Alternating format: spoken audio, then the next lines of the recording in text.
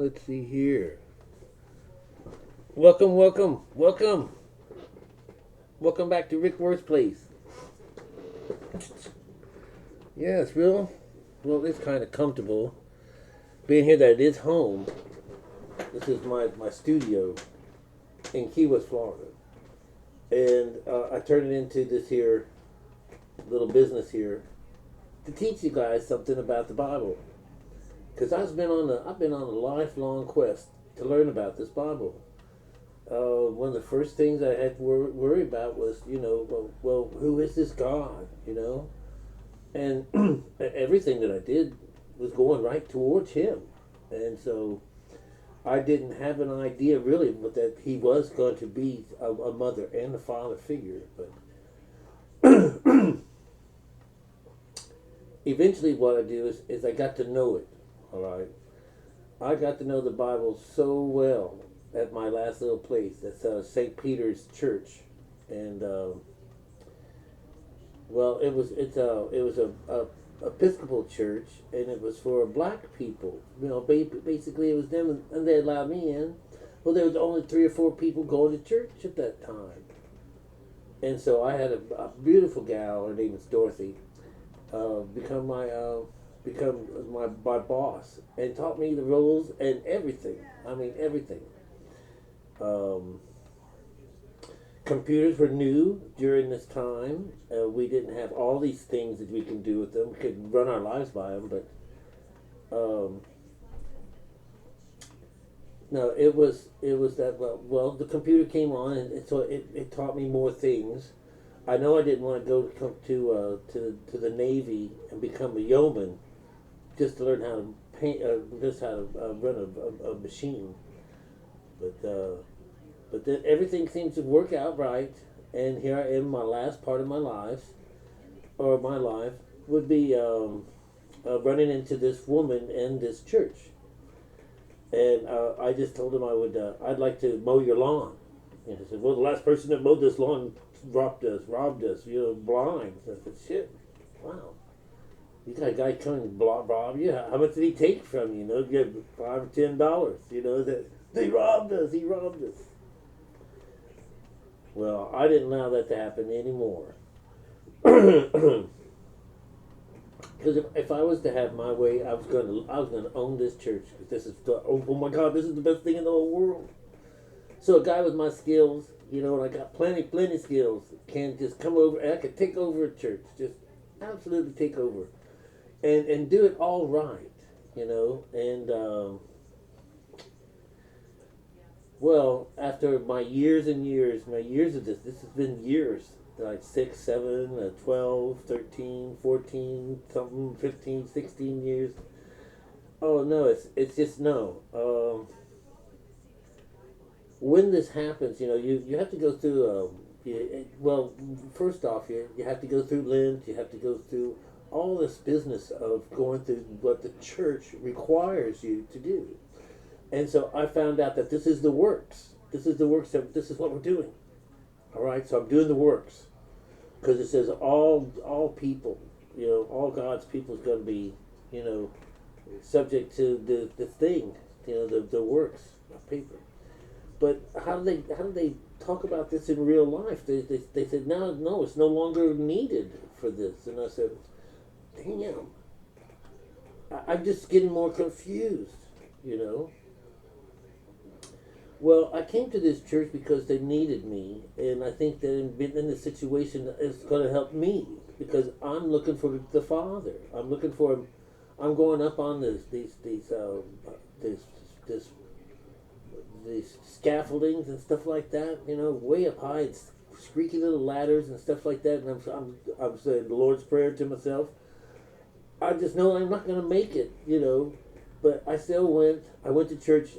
Oh man, I had the time like I do now to devote all my time to him, and so these ladies they're so nice, and they still would be nice if they could only understand that where I'm at now, because I know the Bible now. The Bible is a two-edged sword. it's going to be there when you're dead, because it's going to talk to you about, hey, you're going to give up some things to be on the side of things. That you're going to have to give up your soul and stuff like that. It tells us right there in the book. But then it tells us in the book at the same time, tells us the other side. Those people that have found the mother of us all. And and know that that's all they talk about. All you gotta do is find a mom and it'll be fine.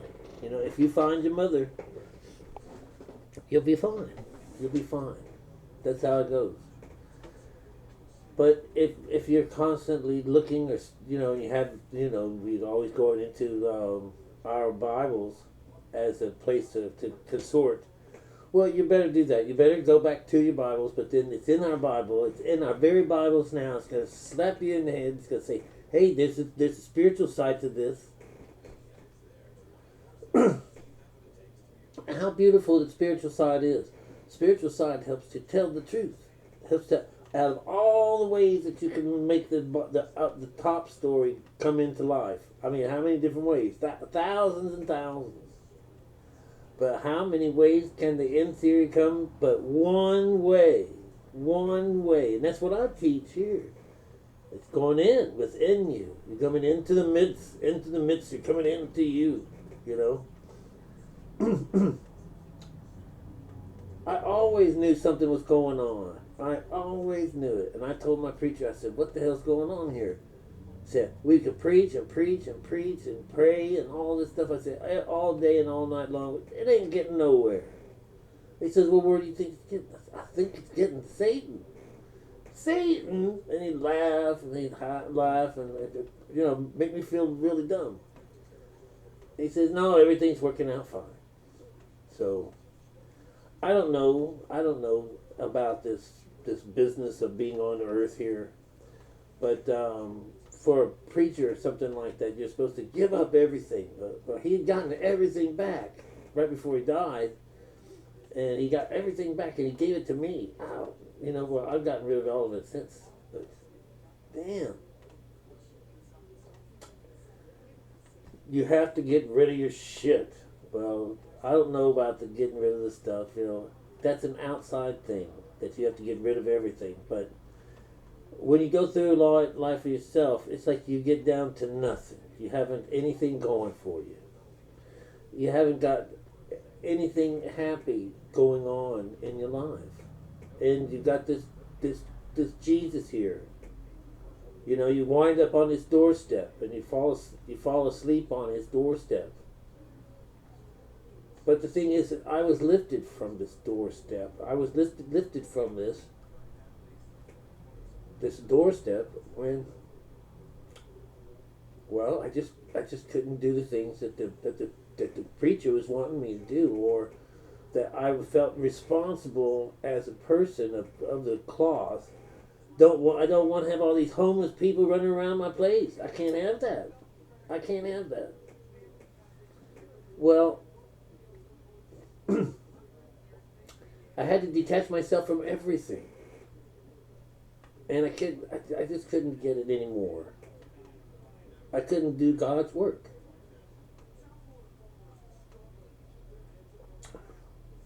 Well, I was given the light, that little bit of light in your brain. A little light says, "Hey, you've been looking at this word a little too closely. Let's go deeper. Let's just scratch the surface and see what's going to go on the interior side of this." And I said, "What?" They said, well let's just go ahead and learn a little bit about the spiritual side of this. And I was just, man, I'm so tired of this. I can't read it now. I just can't. Well, that's me arguing with myself. And then I look at these things in the Bible. It suddenly comes clear that this Bible has a little bit more going for it than just the spirit, the word. That the word's going to give through to something else, and I can't believe it. I said, here I got it. Now, as the years have come on with this thing, I'm getting more and more information. I've learned, and written everything down as we've been going. I don't know why I don't have millions and billions of people come and follow me, because it's a place that's it's supposed to be. Heaven is it's a place where only a few people go. It's a small place, a little bitty place you have to go to get through to get to this place.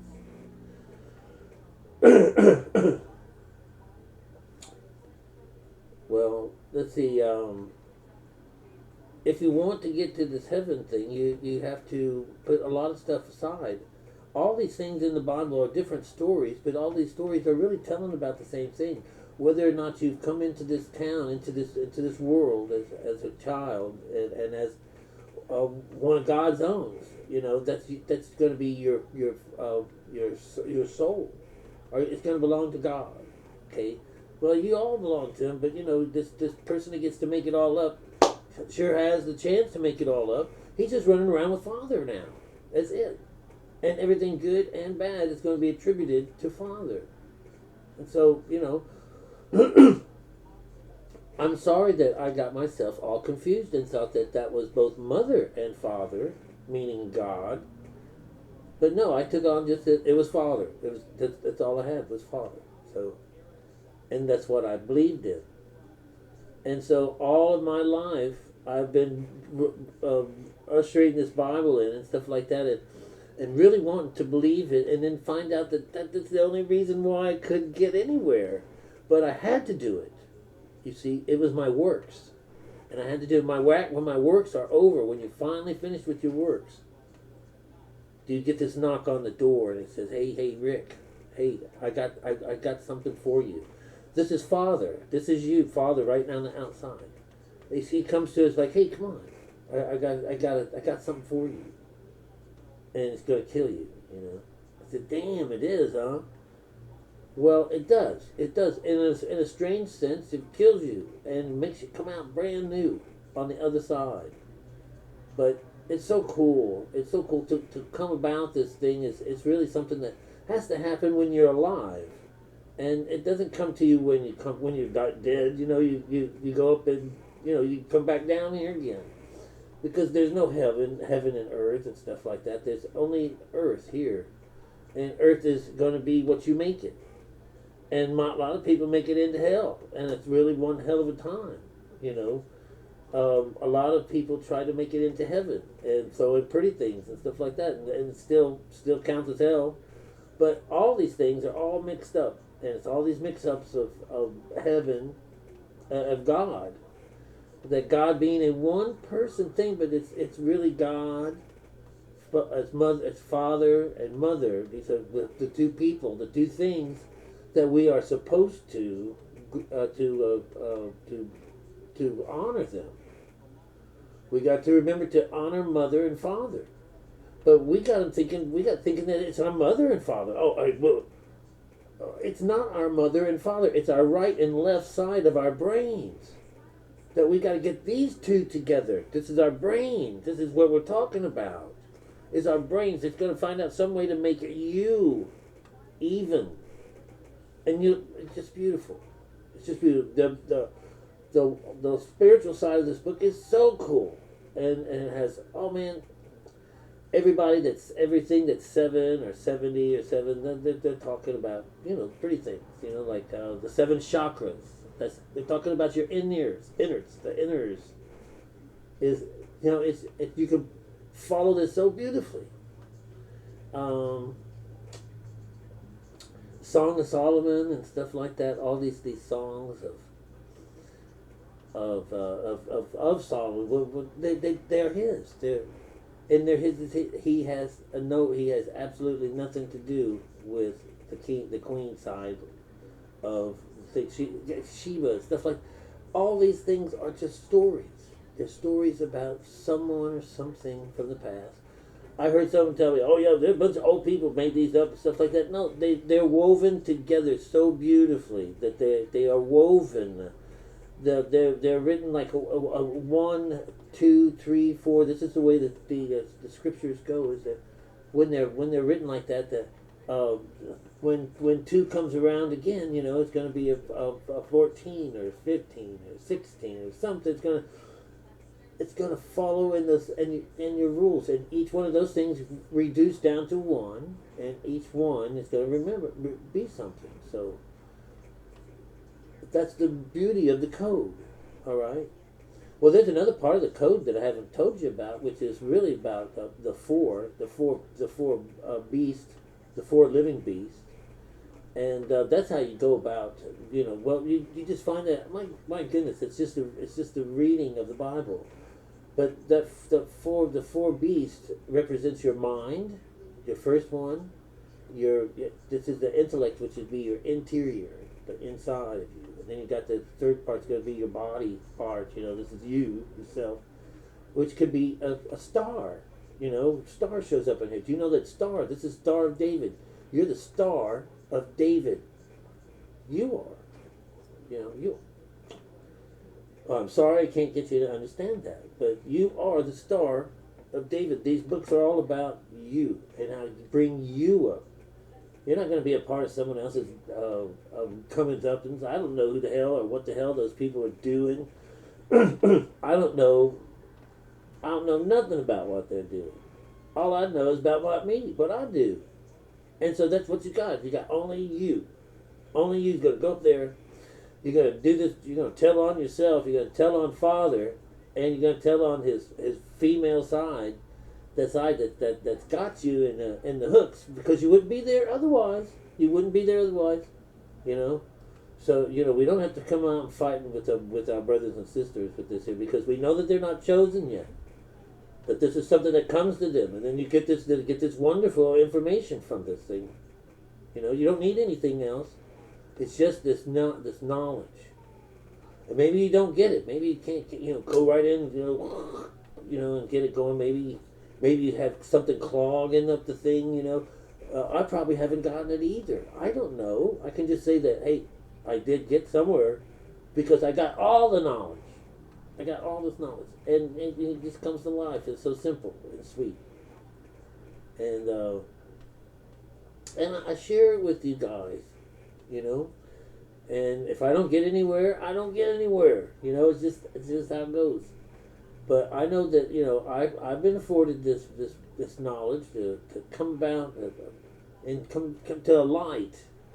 I now have the answers to questions of things like that you don't have to worry about. I've got the view to some of these to the life, to everything that has anything to do with heaven. All right, this business of keeping your brain up.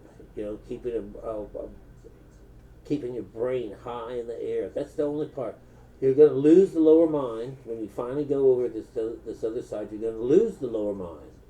It's not that it's going to be disappeared. It's going to be lifted. Is what it is. And then the higher mind is going to come and fit and stay right in that place. That's going to be where the desolate up, where we had the desolate thing going on, which was when we have nobody there.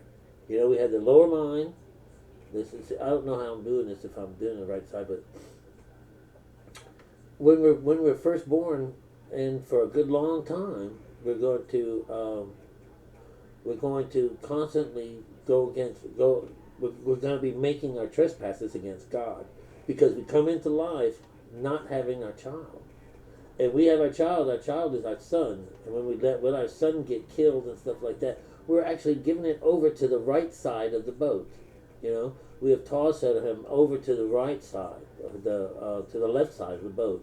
The left side is our carnal mind. So we've let him eat it. So he gobbled it up, and now he's sitting inside you, right? And he's just taking notes. He is taking notes all his life, life. No matter what they're doing. If he's got a good life, he's got a good life, So he lives a good life. He writes about this here. He has a terrible life. He writes about his terrible life, It's we on the outside that have this weird, strange relationship with our child. We say, oh yeah, our soul and stuff like that. We give him a name. We've played with them and stuff like that. We know that this is him, but he's not. He hasn't said anything. He can't go out and talk to mom. He doesn't have a mom. All he has is father. And he goes up to Father. What, Father? What can I do? And he says, just sit back and relax. I'll give to you what you need. And so he gives him what he needs, and he gives him everything that he ever wanted. He gives you, the person here, male or female. He gives your right side of mind, your left side of your mind, everything that you ask for. Everything. Everything. Well, when do we get mother? We get mother one day when we're slapped along his face and we're asked to get the heck out of this here religion. All right, it's time for you to grow up. But we didn't know we've been growing up for hundreds of years, hundreds and hundreds of years.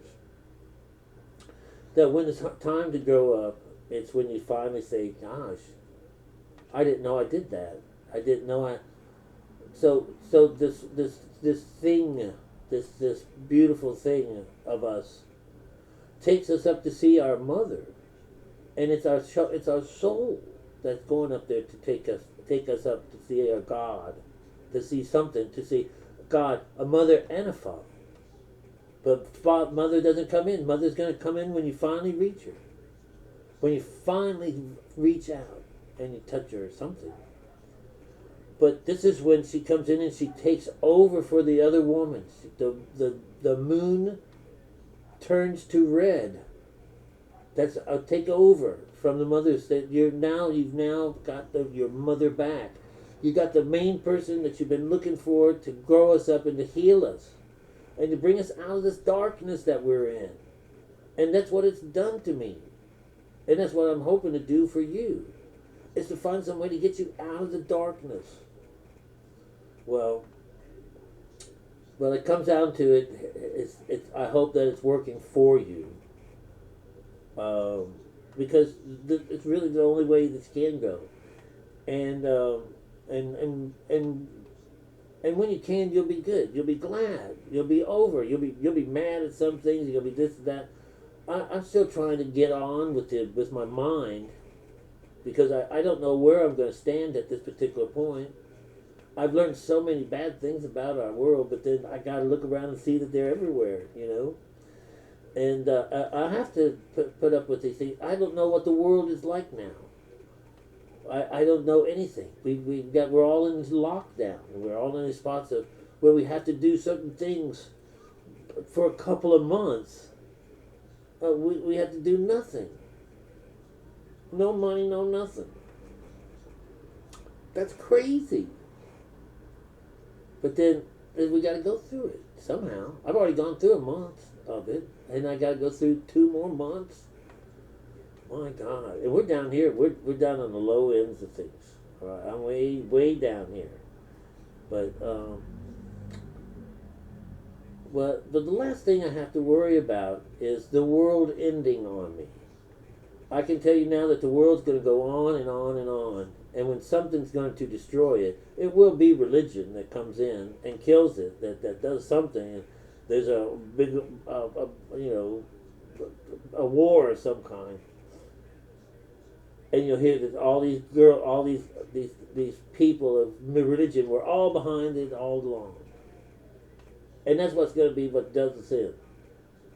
But I know that we'll still live on, because those people that have to persevere and stuff like that, they still got to live on and on and on. So they're going to come back there to Earth, and they're going to populate, and they're going to find heaven and Earth, and they're going to start back that again about being who's who and who's what, and who's going to be on top and who's not going to be on the bottom. But it's going to start all over again, because it's about Satan, something that goes round and round. It's like a ring on your finger. It's something where you have to constantly want to redo things, where you want to restore things, you want to remake things, and you want to redo things, and you want to restore things, and you want to come back around, and that puts you right back in the seat of Satan, and it doesn't take you out of it; it puts you into it. That's what it takes. That's what it takes for a human being to fall in love with the earth. You have to fall in love with all of it. That's why you can't. That's why one of the stands in this was, you have to hate yourself. You have to hate your mother and father. You have to hate all these people. You have to hate them. or you cannot follow me. I said, damn, what's that mean? Well, oh yeah, well that has to mean when you go down in meditation, you're giving up the Father, the outside of you. You're giving him up. And you're going to give up the interior part of him, that little part of there that gives him your middle. This is where your body can go up and down. This is the second guy. It's going to be that. It's going to be that person that go up and down in the book. Then there's the fourth one. This third one becomes the Son of Man. Everything that comes from you. This is your body. This is the pale. This is where you come in, the pale horse. You know, this is the stories. This is the black horse, the red horse, the pale horse, and the white horse. Everybody comes in on white horses at the end of the party. You know, that's when you make them all as one. But they're all you.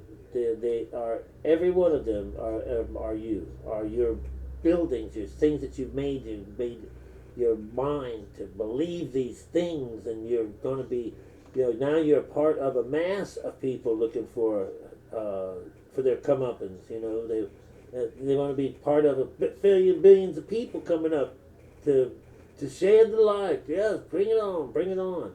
Well, it only goes to one person. Only one person. And it doesn't say that one person's all you get. It's only one person at a time. It's only one time a person come out there and have to be birthed into the real world. Into the real world. Now you're birthed, you know, you came out, you know, thinking that you were birthed. But you died. And then the second that you come on, this is the real birth. The second birth means you're alive now. You're live and well. All right. Well, I hope this thing got caught you somewhere. You know, I hope it. I hope I can go on and continue talking about this stuff, because it's what I believe in this. I believe it so well. I don't have any devils knocking on my doors and stuff like that. But I am learning to talk with them. I'm learning that the devil is not a bad thing. It's a part of you. And you've got a lot of good things going for you, no matter what you do, you know. But you know, I hope you got something out of this. All right. I love you, and